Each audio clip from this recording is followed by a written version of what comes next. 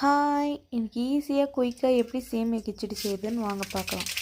எண்ணெய், கடுகு, சீரகம், உளுத்தம்பருப்பு, கடலப்பருப்பு, ஒரு வெங்காயம் போட்டு வதக்கலாம். உப்பு கொஞ்சம் போட்டுக்கலாம்.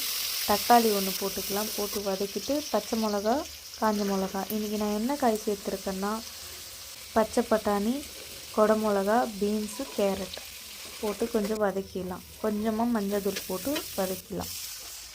1 கப்பு சேமியாவுக்கு 1.5 கப்பு தண்ணி ஊற்றணும். நான் 2 கப்பு சேமியா எடுத்திருக்கேன்.